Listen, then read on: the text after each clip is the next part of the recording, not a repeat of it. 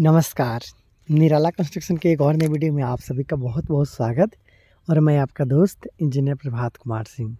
दोस्तों, आज की इस वीडियो में मैं आप लोग को एक बनता हुआ घर जिसका साइज है 20 फीट बाई 40 फीट, मतलब 800 स्क्वायर फीट में बनता हुआ घर का आज आप लोग को वॉक थ्रू दिखाने वाला हूं।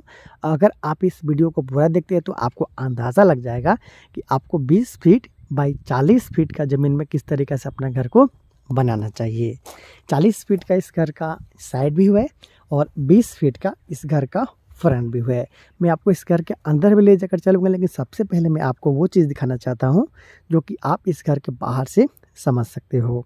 देखिए, इस घर में ये जो आप बीम देख रहे हो इसे सपोर्टिंग बीम बोलते हैं। इसका उपयोग किया गया है। अगर इसी बीम को ग्राउंड लेवल पे दिया जाता तो ये ग्राउंड बीम कहा जाता है, और अगर आप जो घर का फर्श बना रहे हो उस लेवल पर देते हो, जो कुर्सी लेवल होता है, उसे फिर ये कुर्सी बीम के नाम से जाना जाता है। तो बीच में दिया गया है, इसलिए सपोर्टिंग बीम के रूप में यहाँ पे उपयोग किया जा रहा है। उसके साथ साथ जहाँ पे इस घर का जो फर्श है उसका इस्तेमाल किया जाएगा, बनाया जाएगा, वहाँ पे डीपीसी का प्रयोग किया गया है, आप देख सकते हो। तो अगर आप यहाँ से देखोगे, जो इस घर का फर्श का लेवल है वो ग्राउंड के लेवल से लगभग 5 फीट के हाइट पे रखा गया है। तो अगर और भी ज़्यादा आप मजबूत बनाना चाहते हो घर को, तो ये जो आप बीम देख रहे हो इसे थोड़ा और नीचे कर देना चाहिए आपको, और एक बीम और आपको घर का जो फर्श का लेवल है जहाँ पे डीपीसी दिया गया है वहाँ पे आपको लगाना चाहिए।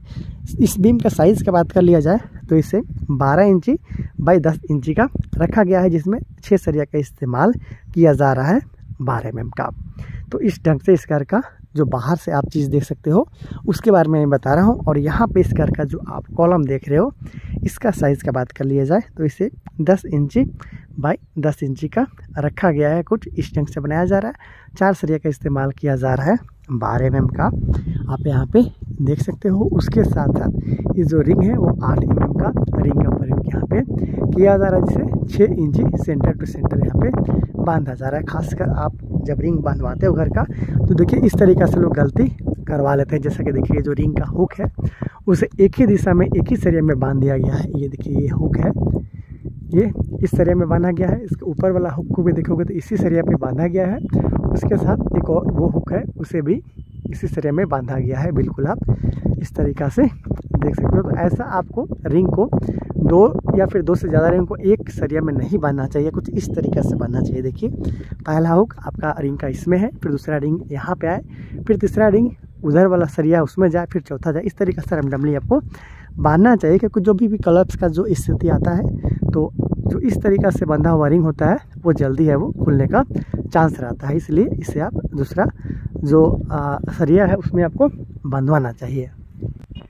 तो देखिए दोस्तों, कुछ इस तरीक़ा से आपको घर का जो कॉलम है उसे बनाने में जो सावधानी है वो बरतना चाहिए। चलिए अब चलते हैं इस घर के फ्रंट व्यू की तरफ। उसके बाद मैं आपको इस घर के अंदर लेकर चलूँगा और दिखाऊंगा कि किस तरीक़ा से मात्र 800 स्क्वायर फीट में आपको 2 बेडरूम के साथ साथ hall, dining area, kitchen, toilet, bathroom के साथ साथ सीढ़ी रूम में देखने को मिल जाएगा।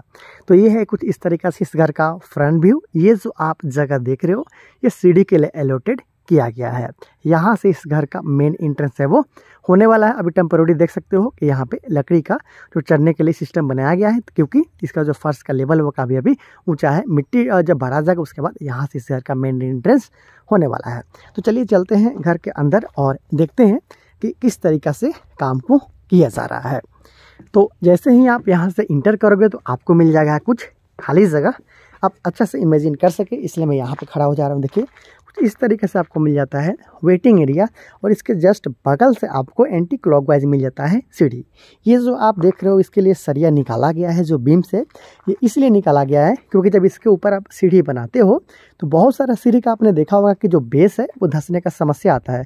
तो अगर आप बीम से ही कुछ इस तरीक़ा से सरिया को निकालते हुए अगर आप सरिया निकाल लेते हो फिर यहाँ सीढ़ी बनाते हो तो धंसने का समस्या नहीं आता है, और ये काफ़ी अच्छा माना जाता है। तो इस तरीक़े से फ्लाइट पार्ट आएगा, फिर लैंडिंग आएगा, उसके बाद सेकंड फ्लाइट होते हुए आप छत पे चल जाओगे।